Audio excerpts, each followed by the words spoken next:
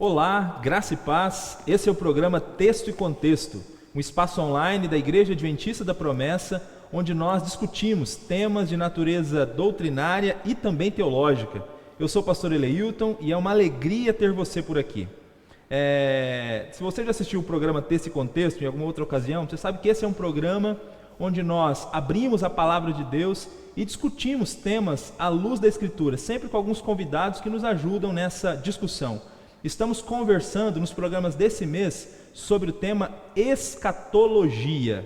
E antes de eu apresentar os convidados, eu queria fazer um pedido para você. O pedido é para que você compartilhe o link desse programa, para que outras pessoas também tenham acesso ao mesmo. E também eu queria convidar você a se inscrever no canal do YouTube da Igreja Adventista da Promessa. Se inscreva no nosso canal, para que outras pessoas também sejam alcançadas com a visibilidade do canal e edificadas por meio dos estudos e de tudo aquilo que é produzido pela nossa denominação. Pois bem, pastor Willy, pastor Alessio, são os nossos dois convidados para a nossa conversa no programa de hoje. Sejam muito bem-vindos ao programa Texto e Contexto. Amém. Pastor Eleilton, pastor Willy, os demais irmãos, uma grande alegria que o Senhor permita que este momento que estejamos juntos, que a gente cresça um pouquinho, que o Evangelho entre em nosso coração de uma forma muito especial e que um assunto tão relevante possa trazer luz para os nossos caminhos. Amém. Paz do Senhor, pastores, paz do Senhor a todos os irmãos, irmãs. Satisfação mais uma vez participar aqui com vocês. Que Deus nos ajude e nos abençoe nesses temas desafiadores, né? Amém. Que a gente tenha um programa edificante e abençoador. Amém. Nós temos refletido durante os programas desse mês sobre o tema escatologia. Temos conversado sobre questões relacionadas ao tempo do fim, aos últimos dias.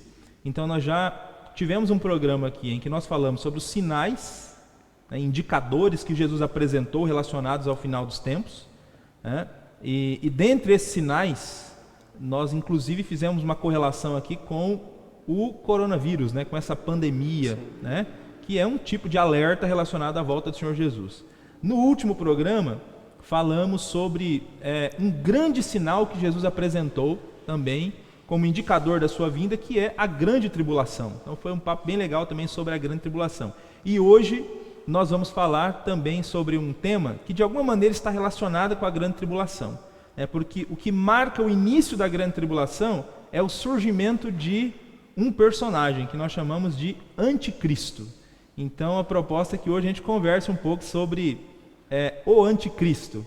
Você que está nos assistindo, nós conversei com os convidados aqui antes de iniciarmos o programa, e o tema de hoje é um tema cascudo, É um tema um tanto quanto interessante para a gente conversar. Eu tenho certeza que Deus vai usar a vida de vocês para trazer esclarecimento, para o povo de Deus a respeito desse tema. Então, para iniciarmos a nossa conversa, eu queria perguntar para o pastor Willy o seguinte: Jesus, quando ele fala da grande tribulação, ele diz que o que marca o início desse período é o surgimento do abominável da desolação. Isso está lá em Mateus 24, versículo 15. Quem é esse personagem? Bom, Jesus então ele descreveu um pouco das coisas que aconteceriam, até que ele fala que chega o momento de aparecer isso que ele chama de abominável da desolação. Da desolação. E aqui a gente percebe que é o próprio anticristo, que vem surgindo sobre a história.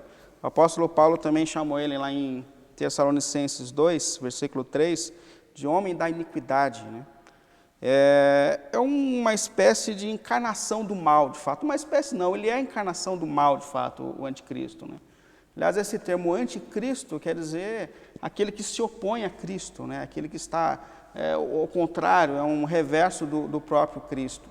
Então, ele é a encarnação do mal, é o revés de Cristo. E uma das marcas que ele tem, que a gente percebe quando a gente olha aqui 2 Tessalonicenses capítulo 2, é que ele tem um desejo de ser adorado. Então, a gente percebe que ele tem esse desejo de tomar o lugar de Cristo. Não só é um oposto, mas tem uma postura, de alguém que vai querer buscar esse lugar de ênfase, de adoração. E quando a gente olha para o texto também, a gente percebe que ele vai ter aqui um reconhecimento mundial. que não é difícil nos nossos tempos, né, midiáticos, onde ele vai conseguir uma ênfase que vai se manifestar sobre todos os lugares. Agora, o apóstolo João, ele faz umas pontuações a respeito do anticristo que vale a pena a gente observar. 1 João 2, 18. Vou colocar aqui só o texto para a gente dar uma olhada. Ok. 1 João 2, 18. Filhinhos, esta é a última hora, e assim como vocês ouviram que o anticristo está vindo, já agora muitos anticristos têm surgido. Por isso sabemos que esta é a última hora. Interessante a gente prestar atenção aqui na palavra de João, porque ele dá a entender que o anticristo já está presente de alguma forma. Que o anticristo ele tem as suas representações na história, né? Forças que se levantam sobre a história. A gente podia aqui destacar muito que ele fala a respeito de falsos mestres que se levantam, que pregam outro evangelho, um falso evangelho. Faz a gente pensar muito a respeito desse contexto que a gente tem vivido, onde a gente vê tantos falsos pregadores que pregam outro evangelho, aliás, que não tem o foco no evangelho de Cristo, né? Trouxeram como ênfase para a pregação outras questões. É importante a gente perceber que na história ele tem as suas representações, mas ao mesmo tempo o apóstolo João ele aponta para o fim. Quando a gente vai para o capítulo 4, ele fala de um anticristo escatológico, esse que a gente está descrevendo aqui, que é esse que de fato personifica, né, a força do mal, que vai encarnar essas forças do mal. Então é um ser que vai se opor a tudo que Cristo ensina, crê, a todo o evangelho, e que tem essa posição de alguém que quer tomar o lugar de Cristo, que se opõe a tudo que vem de Cristo. Eu acho bem interessante quando o pastor Willi fala sobre encarnar, a personificação do mal. Isso é muito forte, né? Sim. Porque, de fato, como disse João, há muitos anticristos, muitas forças contrárias no decorrer da história, como disse muito bem o pastor Willi. Mas quando fala dessa personificação, isso é um negócio bem terrível, né? Eu fico pensando assim, ó, Deus, de um lado, ele é bom, o diabo é mau. Deus é luz, o diabo é trevas. Deus ama, esse odeia. Imagine um homem possuído na sua integridade a ponto de personificar esse mal. Então será um negócio impressionante. Impressionante. Nunca visto na história. Conquanto tenhamos muitos anticristos, né, fazendo essa oposição a Cristo no decorrer da história, mas como disse o pastor Willi, ele vai ser personificado, o mal será personificado. Então, estamos falando de um personagem... A encarnação do mal, né? Essa expressão é forte. Né? É forte. Então, para deixar bem claro, então, será uma pessoa. Né? O anticristo, ele é um ser humano que vai surgir no final dos tempos. Né? Conquanto a gente já tem representações dele na história em alguma medida, mas você tem esse personagem aqui que é uma espécie de encarnação do mal, né? Então, imagine a malignidade desse ser humano e desse ser, né, que vai aparecer no final da história, né? Esse anticristo, né? Uma espécie de paródia do próprio Jesus. Mas, voltando ao texto lá de Mateus 24:15, quando Jesus fala do abominável da desolação, ele tem uma expressão que vem junto lá, de que falou o profeta Daniel. Isso. Então, queria que o pastor Alessio ajudasse a gente a entender essa questão. O profeta Daniel, lá no Antigo Testamento, né, escrevendo aí anos antes do próprio Senhor Jesus vir à Terra, ele mencionou o anticristo, ele chegou a indicar esse personagem que vai surgir no final dos tempos, de alguma maneira? Interessante, né? Quando a gente olha as profecias de Daniel, elas são extremamente ricas no contexto histórico, na questão profética.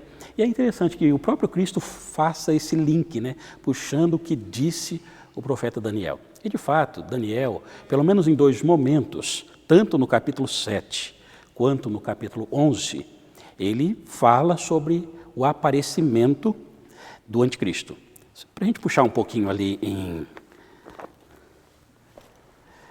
Daniel capítulo 7, se puderem abrir aí os irmãos que estão em casa, é interessante que nesta visão, Daniel diz assim, aqui tem a visão de 4 animais, que cada animal representa um império mundial. No versículo 4, ele começa com o Império Babilônico, que é representado aqui por um leão alado, um leão com asas. Ainda no versículo 5 ele fala do Império Medo-Persa, que aqui é representado por um urso. Depois, no versículo 6, o Império Grego, representado por um leopardo. E, finalmente, no versículo 7, ele fala do Império Romano, aqui é um monstro com 10 chifres. Deste último monstro com 10 chifres, vai sair a ponta pequena. Esse é um governo cruel, que de acordo aqui com o capítulo 7, um governo cruel, que atacaria os santos por um breve período de tempo. Esse governante aqui cruel, que vai fazer guerra, que vai fazer oposição, esse aqui trata-se do anticristo. Isso lá no finalzinho do capítulo 7 fica bem claro, porque Daniel está dizendo que essa ponta pequena vai se levantar contra o Altíssimo, vai perseguir os cristãos por um pouco de tempo, e ali fica claro que Daniel está fazendo referência a essa ponta pequena, a esse anticristo, essa personificação do mal, como disse muito bem o pastor Willi. No capítulo 11, ali ele faz um paralelo entre Antíoco e o anticristo. Ali no capítulo 11, num certo momento, ele relata a história mesmo do próprio Antíoco. Possivelmente até ali, os versículos 17, o 35, tudo isso ali se refere historicamente a Antíoco Epífanes. Agora, a partir do versículo 36 até o 45, ali já se fala do anticristo. A aplicação ali é que Daniel começa com uma questão histórica, literal, depois ele dá um salto para esse governo maligno de Antíoco Epífanes, simboliza o governo final do anticristo. O que permite chegar a essa conclusão é alguns eventos históricos que estão narrados ali nesses versículos finais, que eles não se encaixam na descrição do rei Antíoco. Não tem como ser algo literal. Por exemplo, em Daniel, capítulo 7, versículo 25, diz assim: ele proferirá blasfêmias contra o nome de Deus e tentará mudar as leis naturais. Bom, essa ação é a ação exclusiva do anticristo, que está lá em Apocalipse 13, verso 6. Se a gente puxar um pouquinho pela memória, em Daniel, aqui no capítulo 11, o versículo 36, diz assim: e este rei fará conforme a sua vontade e levantar-se-á e engrandecer-se-á sobre todo Deus, e contra o Deus dos deuses falará coisas espantosas, e será próspero até que a ira se complete, porque aquilo que está determinado será feito. Então, esse esclarecimento em relação a este rei vai se cumprir no anticristo, que está de acordo com o que Paulo fala em 2 Tessalonicenses, capítulo 2, e o verso 4. Muito bem. Dito isto, esse paralelo que Daniel está fazendo é que Antíoco trouxe as abominações terríveis na sua época, na época dele, assim como, da mesma forma que o anticristo trará sua malignidade nos finais dos tempos. Então Jesus se referia a essas assolações profetizadas por Daniel, tanto a ponta pequena do capítulo 7, como esse simbolismo de Antíoco Epífanes do capítulo 11. De alguma maneira a gente pode dizer então que o Antíoco Epífanes ele foi na história uma espécie de protótipo desse anticristo que virá no final dos tempos? Com certeza. Principalmente, pastor Eleito, que não é o caso hoje aqui, mas quando a gente pensa um pouquinho também no capítulo 8, que ele é a ponta pequena do capítulo 8, a maldade, a malignidade, a forma perversa como ele trata Israel literal naquela época, essa associação é totalmente perfeita, ela é totalmente possível ser feita. Sim. E se a gente estudar um pouquinho, né, sobre o que ele fez, né, o que o Antíoco Epífanes fez, né, você que está em casa nos assistindo, se não conhece esse período da história, estudar um pouquinho sobre o quanto esse camarada foi terrível, né? Dá para ter um vislumbre pequeno, né, do que será o anticristo, né? A matança, né? O desrespeito, né? A porção de de atrocidades que ele cometeu em Jerusalém. Né? Ele mata, ele profana, ele zomba, ele trata com desdém. Né? Tudo aquilo que ele faz se encaixa perfeitamente essa personificação do mal que o pastor Willy nos explicou no início. Legal, legal. Rapaz, legal, mas terrível, né? É bem legal, né? Pensar nesse personagem. Mas voltando então para aquele outro texto lá de 2 Tessalonicenses 2, né, que eu acho que é um texto que fala também do anticristo, né? Sim. E o pastor Willy já citou, o pastor Alessio também já citou esse texto. Mas como que esse personagem é apresentado nesse texto? Que características, né, Paulo diz que esse personagem terá, né, à luz de 2 Tessalonicenses? Quando o apóstolo Paulo escreveu essa carta, ele se dedicou bastante a essas questões, porque era uma dúvida que os irmãos tinham, e acaba sendo também a palavra de Deus para a gente aqui, para a gente entender um pouco. Na segunda carta, capítulo 2, versículo 3, ele fala um pouquinho dos traços da natureza desse ser terrível que virá sobre a história, né? Ele fala aqui no versículo, na primeira parte do versículo 3, não deixe que ninguém os engane, de modo algum, antes daquele dia virá a apostasia. E então será revelado o homem do pecado, o filho da perdição. Primeiro ele chama ele de homem do pecado, né? Quando a gente fala de homem do pecado, é alguém completamente entregue ao pecado, ou que vai desenvolver o pecado. Quando a gente fala de pecado, é contra a lei de Deus, porque a lei de Deus revela o pecado. Então ele vai trazer princípios, uma maneira de vivência que vai trazer o pecado como comum, totalmente voltado ao pecado. Tudo aquilo que é contra a santa lei de Deus. E ele também coloca aqui uma característica ainda no versículo 3, que ele fala filho da perdição. Isso é completamente perdido, né? Uma pessoa que induz a perdição, que está perdido, induz a perdição. Judas foi chamado de filho da perdição, quando a gente olha para o texto. Então é um filho da perdição.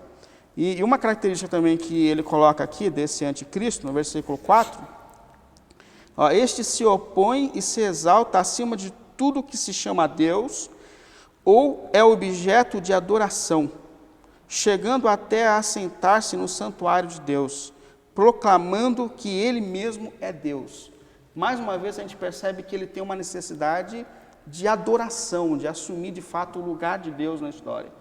Vai fazer as suas leis, ou vai ser contra a lei de Deus, ou vai querer assumir o trono de Deus.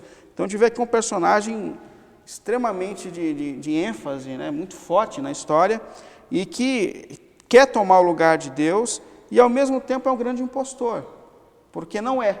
Então ele é um enganador de fato, né? Ele vai trazer princípios mentirosos, vai se postar naquilo que ele não é.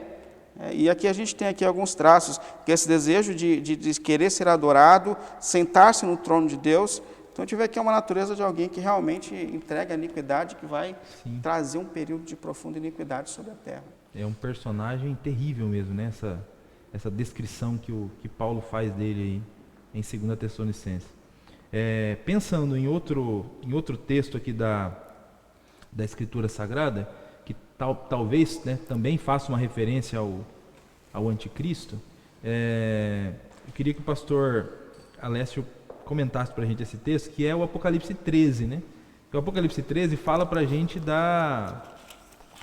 de uma besta que subiu do mar, né? Será que a gente pode linkar essa besta que subiu do mar com esse personagem de 2 Tessalonicenses 2, esse personagem que Daniel falou? Porque assim, olhando, né, de maneira rápida, assim, né, num voo panorâmico sobre o texto, né, parece que ele tem muita ligação com aquele personagem de Daniel, né? Parece que tem contextos políticos ali envolvidos no capítulo 13. O senhor pode falar para a gente, pastor, sobre esse personagem do capítulo 13 de Apocalipse? Exatamente, pastor Eliilton, exatamente. Aqui também trata do anticristo escatológico, aqui também. É interessante, né, que quando a gente vai falando sobre alguns personagens bíblicos, eles recebem várias definições. Ele vai ser o filho da perdição, vai ser o homem do pecado, vai ser o anticristo, mas tudo se refere a um mesmo ser, a mesma pessoa, né? Neste caso aqui, me permita ler o versículo 2 do capítulo 13, que diz assim: essa besta é semelhante a um leopardo, Seus pés eram como de um urso e sua boca como um de leão. Ele também diz que o dragão deu-lhe poder, seu trono e grande autoridade. Então, aqui também se fala de um império mundial, de um poder político. E é interessante que quando a gente vê esse texto, fala de leopardo, fala de seus pés como de urso, sua boca como de leão. É quase que automático a gente fazer um paralelo a Daniel 7, porque lá também estão lá, né? Cada império mundial é simbolizado por um animal terrível, diferente, enfim, né? Aqui também, ó, já chega falando que esta besta, ela é semelhante a um leopardo, seus pés de urso, sua boca de leão. Então, se lá tem até essa... os animais, né? Parecem ser Até os animais, né, estão ali se comunicando, né? Com a mesma figura. Então, como lá é um império mundial, aqui também se trata de um império mundial, um poder político. Esse trata-se de um sistema anticristão.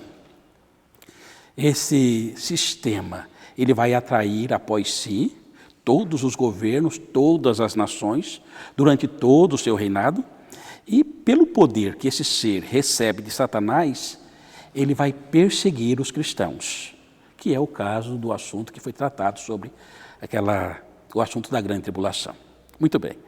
Me permita ler ainda Apocalipse 13, o verso 7, que está bem um pouquinho aí, só pela frente, diz assim, ó: e foi-lhe permitido fazer guerra aos santos e vencê-los. Deu-lhes poder sobre toda a tribo e língua. Bom, este é o primeiro período em que a besta vai atacar e vai vencer os santos. Claro que tem uma permissão de Deus, porque agora as profecias estão chegando, nós já estamos aqui com as trombetas tocando, aqui nós já estamos com as taças sendo derramadas, enfim, já é esse período aqui. Agora ele está sendo revestido com esse anticristo, essa figura, está revestida com o poder de Satanás, do próprio dragão, com essa personificação, como o pastor Willi disse, uma coisa terrível. Aí tem algumas consequências, este poder que o dragão delega para o anticristo. A Bíblia fala que os habitantes da terra vão se prostrar e vão adorar. Essa é uma primeira consequência. Eu fico pensando, assim, tentando fazer um exercício a respeito desse desejo, dessa necessidade que ele tem de ser adorado. Porque quando a gente olha para a Bíblia, a gente encontra quase que esse desejo em Satanás, no coração de Satanás mesmo, né?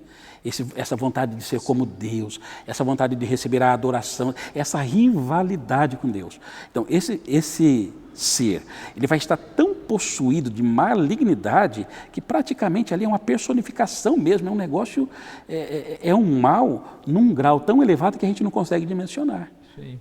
O desejo daquele vai estar no coração desse, vai querer a adoração de Deus. Acho que o texto de 2 Tessalonicenses chega a falar que ele atua na força de Satanás. Na força de Satanás. Ele vem na força de Satanás. Eles vão ter a primeira consequência, esse desejo de adoração, e o segundo, enquanto os cristãos estão sendo perseguidos e mortos.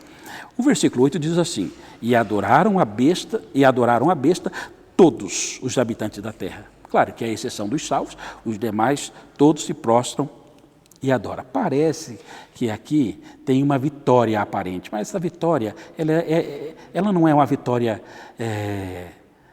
gloriosa, ela não é uma vitória com um V maiúsculo, obviamente. Ela é apenas passageira, né? Daqui a pouco vem o juízo de Deus também sobre o anticristo. Muito bem, então parece que aqui no capítulo 13 nós temos também uma referência, mais uma referência ao anticristo. Legal. E essa referência, eu acho que ela dá um indicativo para a gente, né? Somando-se às outras, de que parece, né, que de alguma maneira esse ser ele está ligado com o mundo político, né? Sim. Porque lá em Daniel nós temos a ideia das nações, né? Até que ele surge. Aqui também essa ideia das nações, dos impérios mundiais até que ele surge, né? Isso. Está surgindo dali, né? Está surgindo dali. Parece que fica muito linkado, né? Uma coisa com a outra, né? O senhor disse uma questão interessante também, né? Então todos esses governos anticristãos que existem, que existiram ao longo da história, de alguma maneira eles já estão atuando então né, no poder ou no espírito desse anticristo escatológico que surgirá no final, né? Aqui no final a gente só tem a personificação, né? Tem um camarada, mas parece que já vem atuando, né, ao longo da história aí, né? Todas essas forças. Quando a gente olha o contexto do Antigo Testamento, a gente percebe muito, né, esses imperadores absolutos que vinham, que tinham uma força terrível, né, sobre aqueles, eram grandes opressores. É uma representação muito forte desse que se levanta no fim da história. Sim. E eu acho que uma questão que vale a pena frisar também, o pastor Alessio lembrou na fala dele, que o anticristo ele está agindo naquele período que a gente estudou na última semana. Nós estamos falando aqui da grande tribulação. Então ele está desenvolvendo esse ministério dele aí, né, de iniquidade, do erro, do pecado, durante a grande tribulação, né? Porque se você que está em casa já leu aí, deu uma olhada nesse texto do Apocalipse 13, o texto fala de aquele que vai ser levado para o cativeiro, que seja levado, que tem que morrer, enfim. Então parece que tem cristãos sendo presos, cristãos sendo mortos, né? Tem muita coisa ruim acontecendo em relação aos cristãos nesse período aí, né? Mas fazendo um link então com esse momento histórico, né? Já que ele tem, de alguma maneira está muito ligado a esses impérios e governos mundiais, né? A Bíblia dá algum indicativo do momento em que ele vai aparecer, do momento em que ele vai surgir na história, né? Tem algum indicativo de como será esse momento? Como estará nesse contexto histórico, né, que ele estará vivendo aqui. Mais uma vez a gente recorre a esse texto de Tessalonicenses 2, que fala um pouco desse momento histórico. E quando a gente lê o texto aqui, a primeira expressão do versículo 3, não deixe que ninguém os engane, de modo algum, antes daquele dia virá a apostasia. Isso é uma das grandes marcas desse tempo que aponta o início, ou a chegada do anticristo, é que um período de profunda apostasia, né?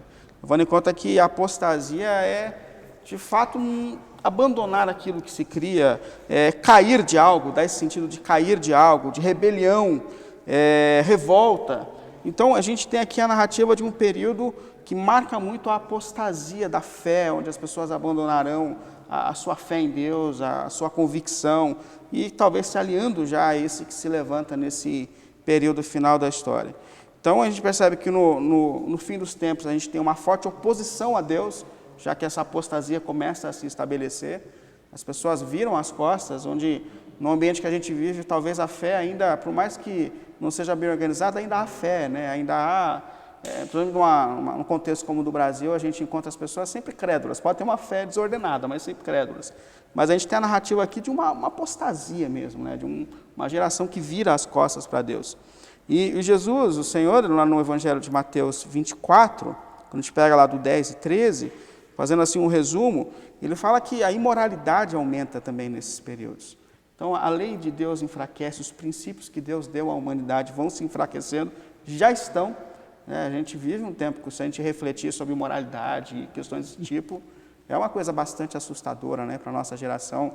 Se a gente voltar poucos anos atrás, o que a gente vê hoje é impressionante. Então, há, de fato, essa profecia de Jesus, que essa imoralidade vai aumentar, que contraria os propósitos de Deus para a sua criação, né? Vai tudo nessa contramão. E uma rebelião direta contra a lei de Deus, porque a lei de Deus realmente ela traz esses princípios que organizam a humanidade, né? Que a gente, mesmo em estado de queda, encontra esse caminho ainda para encontrar a vontade de Deus, para viver segundo a vontade de Deus. Então, mas eu acho que o que mais marca aqui na descrição de Paulo aos Tessalonicenses é justamente essa questão da apostasia. As pessoas definitivamente começarão a abandonar ou abandonarão a sua fé em Deus. Imagina se esse temor que ainda resta no coração do ser humano for definitivamente abandonado, que situação a humanidade vai entrar, né? E queira a gente ou não, sempre tem essa voz dentro do coração, né? Deus está me vendo, há um Deus que vê, há um Deus que conhece. Se isso for perdido no coração do ser humano, aí a gente tem um período terrível. E é esse contexto aqui, onde há essa apostasia, essa perda definitiva da fé, que esse anticristo começa a se posicionar aqui para entrar na história, né? Para entrar de forma efetiva, para encarnar, né? Como a gente fala. Fico pensando, pastor William, quando você fala sobre essa questão de esfriamento da alma, né? O Senhor Jesus disse assim, que no final dos tempos, o amor de muito esfriaria. Sim. Ó, se você ama a Deus, se você ama o seu semelhante, se resume em tudo a essência do Evangelho. Agora, se você perde o seu amor para com Deus e perde o seu amor para com o seu semelhante, o caminho para essa apostasia, ela é daqui para ali.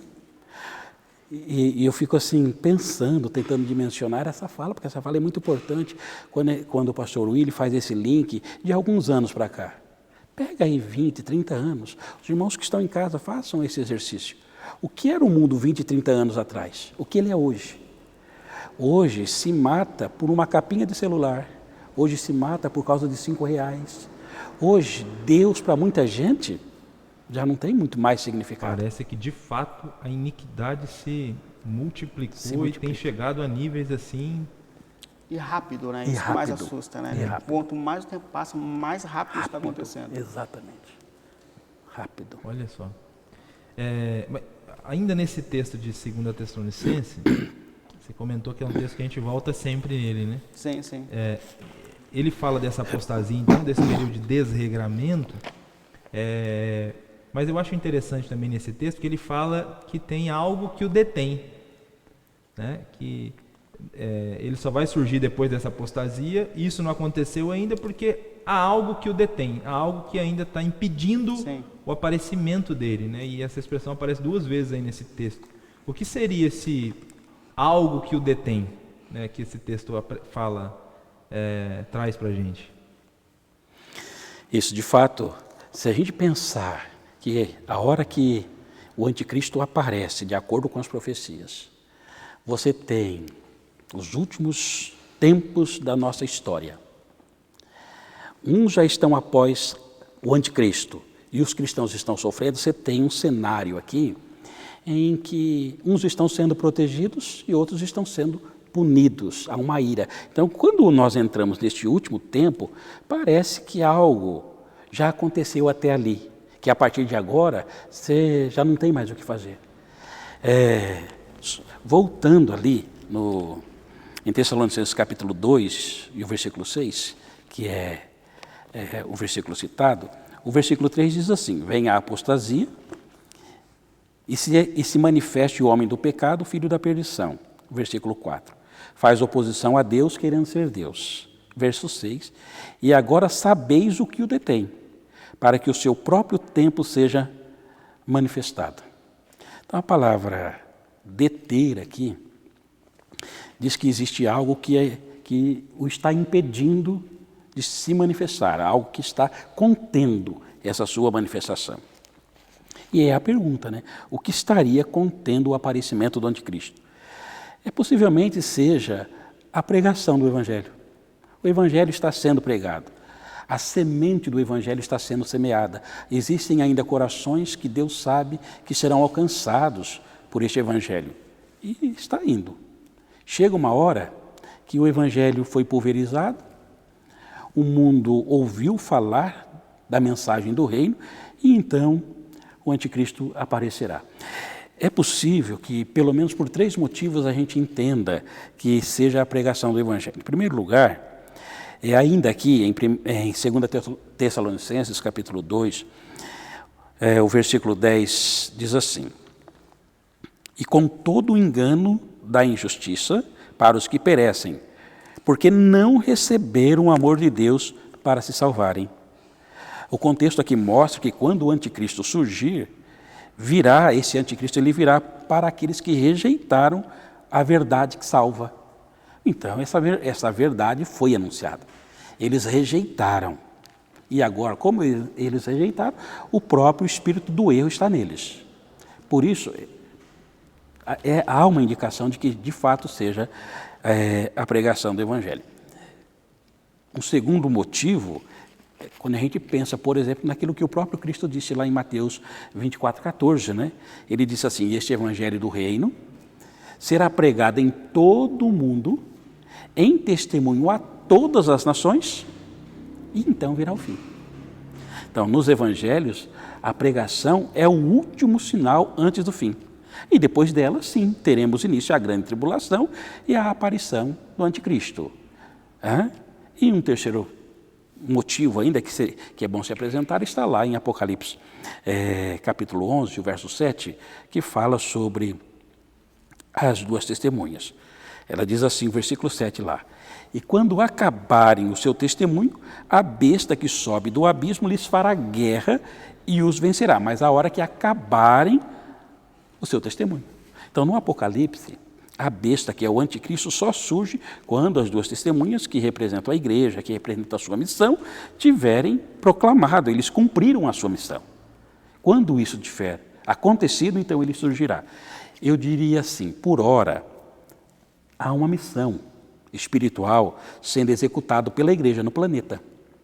Há um trabalho de conscientização, de divulgação, de semeadura em ação. Hoje aqui, nós estamos aqui e este evangelho está sendo semeado. Há uma guerra espiritual terrível sendo travada todos os dias. A semente do evangelho está sendo lançada em todos os lugares do planeta. Quando a seara ela for completamente semeada e a missão da igreja for finalmente cumprida, então aparecerá o anticristo. Por essas informações que temos, tanto de Paulo como do próprio Cristo e de João no Apocalipse, tudo indica que ele só está sendo contido, ele está sendo impedido por hora, porque o evangelho precisa ser semeado em todo o mundo. Muito interessante mesmo essa ideia e essa interpretação dessa expressão. A igreja tem uma missão a ser desenvolvida ainda, né? Ela vai pregando o evangelho. E até que ela cumpra essa missão, o anticristo não aparece, né? Depois que ela cumpre a missão, aí nós já vamos estar vivendo esse período aí de grande instabilidade, de grande apostasia, né? De falta de lei, de desregramento, enfim.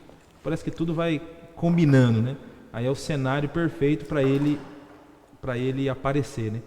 Porque se a mensagem do evangelho já foi pregada mesmo a todas as nações, e ele surge, né, para esses que rejeitaram a verdade, então assim, quem tinha que crer no Senhor Jesus já tomou decisão ao lado de Cristo, né, e os que rejeitaram a mensagem do evangelho são esses que vão ficar mesmo ao lado dele. Então ele já tem quem tinha que escolher já escolheu, e aí acho assim, o cenário está montado mesmo para ele aparecer, né, e iniciar o tempo aí do seu ministério, né?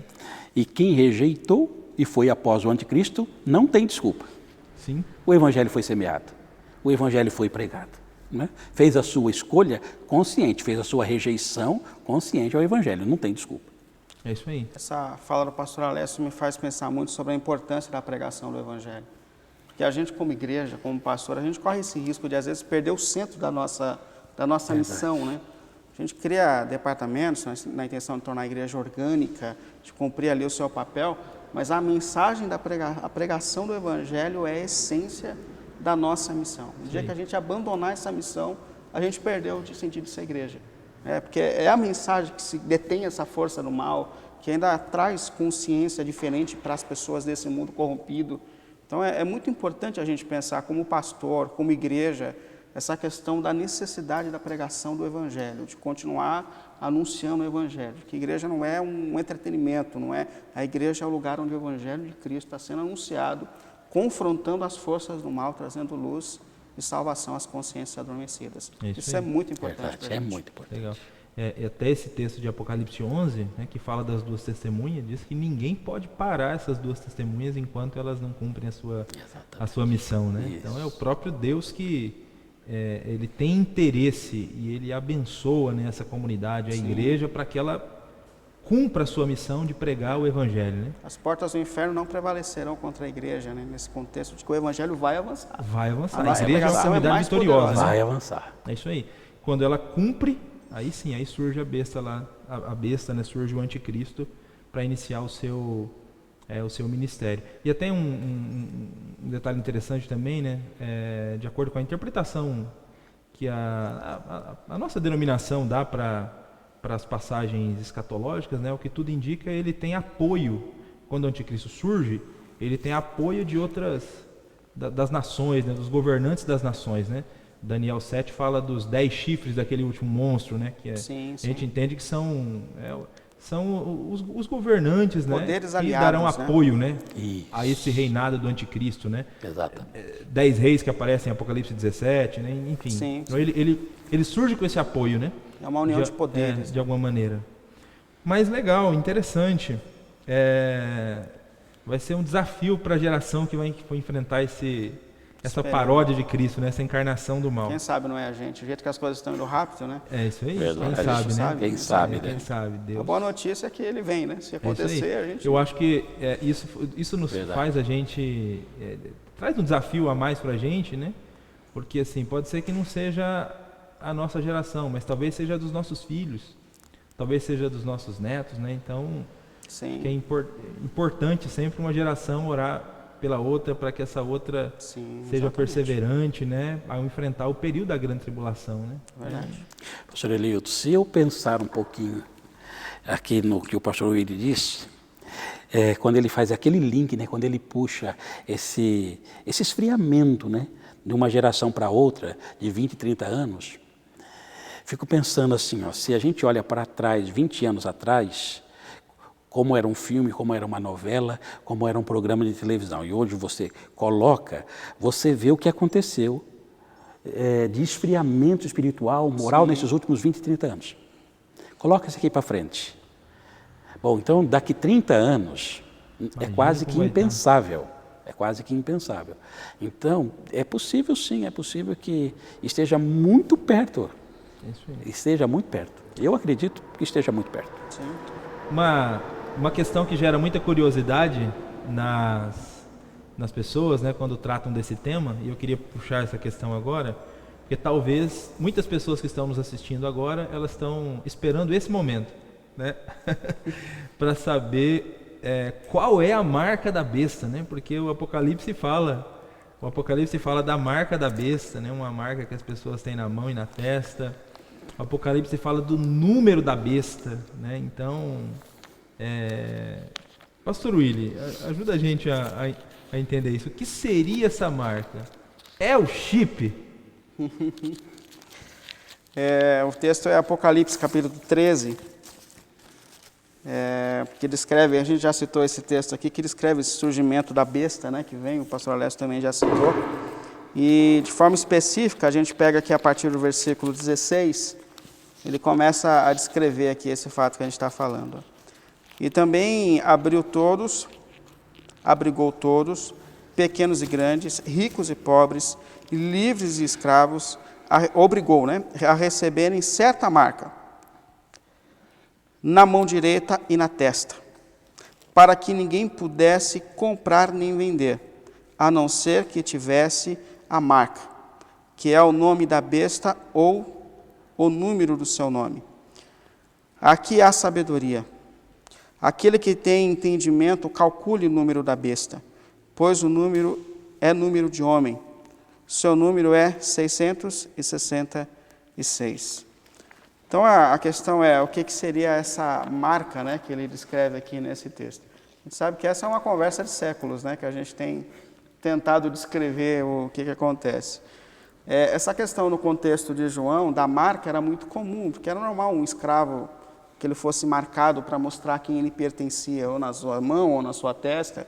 Mas a gente não traz isso num sentido literal, porque a gente sabe que o livro do Apocalipse é um livro de simbologias, né, extremamente desafiador para que a gente interprete. Mas quando a gente vê aqui que ele fala que essa marca, ela estava na mão direita e na testa, a gente tem aqui uma percepção de que a mão direita normalmente se relacionava à mão de obra, né, à execução, à ação. Então, e aqui a gente tem também uma marca na testa. A testa representava pensamento, a mente. É importante a gente perceber isso, porque nesse período, os que estão marcados pela besta, na verdade, estão com as suas mentes, as suas ações voltadas a ela, né? É uma ação para a besta, é uma atitude, é um pensamento que vai se relacionar aqui com esse ser maligno. Eu acho bem importante a gente falar sobre isso, que é ação, que é uma atitude, que é o trabalho, porque às vezes a gente se depara justamente com essa questão que o pastor Ailton colocou. É um chip, a gente vê muito crente assustado com isso. Fui enganado, fui marcado, fui chipado, né? E a gente percebe aqui que não é uma questão de que discretamente você foi enganado. Não, é uma decisão de mente, é uma ação, né? É uma atitude de seguir esse ser maligno. E não simplesmente uma marca que a gente tem, que seja, que vai nos enganar, que vai levar a gente a essa atitude de obediência. E é importante a gente observar isso, porque a igreja, ela não segue na sua mente, na sua ação, a besta, ela segue a lei de Deus. Eu acho interessante quando a gente vê essa perseguição do Apocalipse, e ele fala que esse dragão, ele percebe a igreja que guarda os mandamentos de Deus e a fé em Jesus Cristo, que é a revelação completa, né? Desde os mandamentos, a palavra de Deus tem sido revelada, e a plenitude de tudo na pessoa de Cristo. Então, enquanto o mundo se entrega a seguir a esse ser maligno, né, essa encarnação do mal, os seus princípios, a sua vontade, a gente tem a igreja aqui em contraponto, que vai continuar obedecendo a lei de Deus como essência, que vai tendo Cristo ainda como único Senhor digno de adoração. Levando em conta que a besta tem uma grande marca que ela quer ser adorada, ela quer tomar esse lugar de divindade. Então a gente percebe que, na tentativa de entender aqui o sentido do texto, é bem importante a gente perceber que aqui é uma atitude e uma decisão de mente, é uma ação de mente, onde eles estarão aderidos à obediência a esse ser maligno que se levanta. A marca, então, é simbólica, não é uma a marca é uma marca simbólica. Não é uma marca literal, né, como não. muita gente defende. Sim, não seria uma marca no corpo ou algo assim, né? A história é pequena demais isso. Isso aí. Eu acho que uma coisa legal que você disse, que eu acho que vale a pena frisar, é a ideia assim, de que, lendo o texto da Escritura, não dá para a gente pensar que um cristão verdadeiro pode receber essa marca de maneira desavisada, né? Sim. De repente ele se dá conta que foi enganado. Ele foi enganado, ele está com a marca da besta nele. Sim. E agora ele está perdido. Então, assim, não existe essa possibilidade. Não é né? isso. A gente percebe que é uma decisão e uma ação, que é muito coerente, né? Porque a gente sabe que a fé afeta a nossa maneira de viver, a fé em Deus, a nossa submissão à lei de Deus. Então não é um simples engano, não sabia, mas fui marcado. Não é essa a ideia, mas é uma decisão de alguém que vai seguir os princípios desse ser maligno que se levanta no final da história. E é interessante até que ele fala aqui que nesse período nós teremos dificuldade de comprar e vender. Porque a igreja, como continua submissa à lei e à vontade de Deus, provavelmente não vai fazer parte, não estará associado a essas forças que tomarão, essa força que tomará o lugar aqui no fim da história. Então é óbvio que a gente vai ter dificuldade, a gente não vai estar de acordo com os esquemas, com a maneira deles agirem, e é um período bastante difícil para a gente continuar, talvez mantendo os nossos comércios, mantendo os nossos negócios, porque nós não vamos aderir simplesmente a esse movimento. E uma outra expressão também que você colocou aqui é em relação a esse número da besta, que também é bem desafiador, né, para a gente compreender. A princípio, quando a gente tem um contexto imediato da igreja, já tiveram muitas tentativas, né, de cifrar o número com letras e cair para o imperador e para muitas forças que já se levantaram na história, já foram identificados como sendo a besta, né, como esse ser maligno. Mas a gente sabe que é uma simbologia. E esse número 6, ele tem a gente vai por esse caminho, que eu acredito ser coerente, de entender que o número 6 representa o ser humano. O ser humano foi criado no 6º dia. E se a gente for pensar, o ser humano, depois do pecado, só trouxe desordem para a história, né? Só manifestou desordem sobre a história. Enquanto o número 7, dentro do contexto bíblico, ele expressa a perfeição, plenitude, completo. O mundo foi terminado em 7 dias, Deus descansou no 7º dia.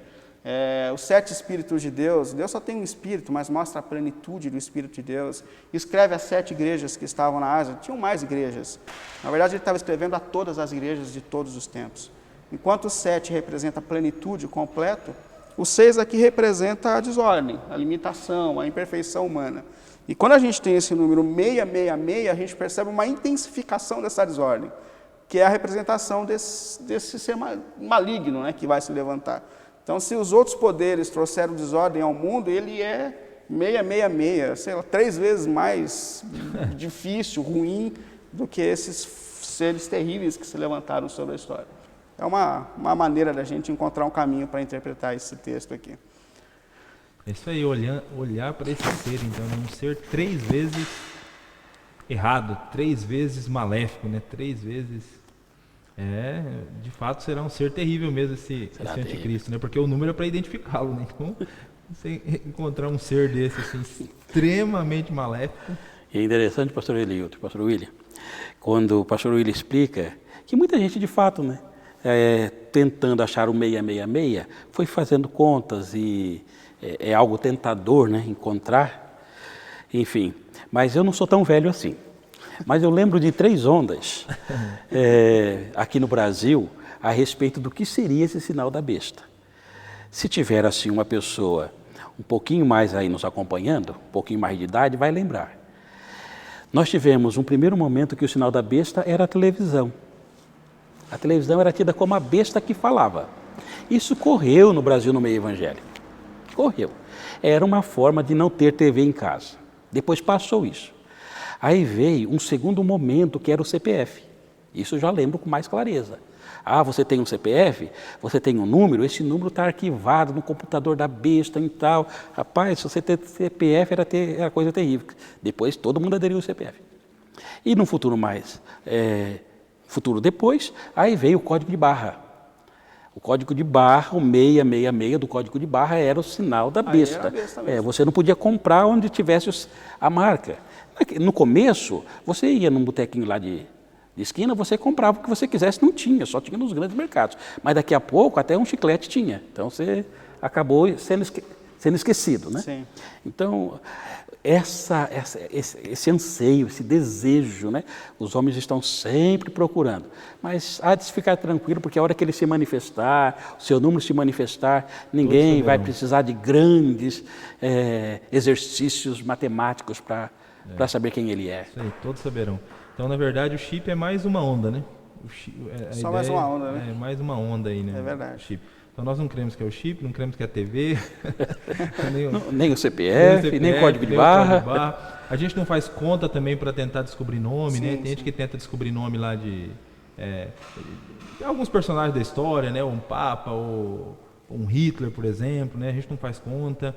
Não acreditamos também, né, que essa marca ela é o domingo, né? Tem uma ideia, né, uma interpretação, né, relacionada a isso também, que a marca da besta seria o domingo. Então, assim, nós não acreditamos em nenhuma dessas questões. Eu acho que ficou bem legal, bem explicado aí. Para a gente caminhar para o final do nosso programa, a respeito do anticristo, é muito legal aqui a nossa conversa, mas só para a gente fechar então, assim, bate-bola rápido aqui, uma questão para o pastor Alessio, uma questão para o pastor William. Pastor Alessio, se o anticristo é um ser humano, seria um personagem mesmo, né? E será uma pessoa, ele já nasceu? Será que ele está por aí? Quanto tempo dura o reinado dele? Dá para tentar dizer como ele é? E aí, quando o senhor fizer essa revelação para a gente, o pastor William vai contar para a gente como ele vai ser destruído, né? Porque, enfim, ele deve ser destruído de alguma maneira, né? Sim. Então, como será a destruição do anticristo? Então, né? Não, se o anticristo já nasceu, não dá para saber. A gente não pode afirmar isso. Se nós já estivermos vivendo os últimos anos, os anos que se aproximam mesmo à volta de Cristo, sim, em tese é possível, ele pode já ter nascido, mas não dá para precisar, não dá. Não podemos nem descartar e não podemos afirmar, né? Quanto tempo, quando ele aparecer, quanto tempo será o seu reinado? A Bíblia também não fala um tempo exato, um tempo determinado do seu reinado. Quando a gente vê lá em Daniel e em Apocalipse, tem sempre uma ideia de 3 anos e meio. Mas pode também se tratar de um tempo simbólico, é possível que se trate. Mas quem sabe também não fique muito fora disso, né? Não é? Não fique, mas nós não sabemos quanto tempo é. E não dá para dizer quem ele é. Não dá, né? Como uns falam que é o Papa, presidente de país tal, A e B e C e por aí vai. Não, mas não dá para saber. O que temos de certo é que aquela geração cristã que viver este último período, essa geração terá certeza de que aquele é o anticristo. Não haverá dúvidas, não haverá. Ele será facilmente identificado quando ele se revelar. Ele não se revelou. Mas quando ele se revelar, ele será facilmente identificado. Ninguém precisará sair pesquisando como eu já disse, eu repito, ele será revelado às nações por suas ações. Todo cristão saberá que, de fato, ele é o anticristo. Conta pra gente o desfecho dele. Como será o fim, né? Eu acho importante isso, porque talvez a gente tenha falado tanto dele que ele tenha ficado com uma ênfase, com uma força maior do que de fato tem, né? Então, definir quem de fato ele é bem importante. Importante a gente lembrar que ele é um ser criado, né? Frágil, que é o único Deus soberano, eterno, e que ele só vai existir enquanto Deus ainda estiver cumprindo seus propósitos eternos. Mas, para a gente tentar aqui descrever como ele é frágil, como ele acaba, mais uma vez aqui, 2 Tessalonicenses 2:8, onde o apóstolo Paulo aqui descreve como que ele será exterminado. 2 Tessalonicenses 2, versículo 8. Então será revelado o perverso, a quem o Senhor Jesus matará com o sopro da sua boca e destruirá pela manifestação da sua vinda. Ou seja, só o sopro de Deus já é capaz de destruir esse ser.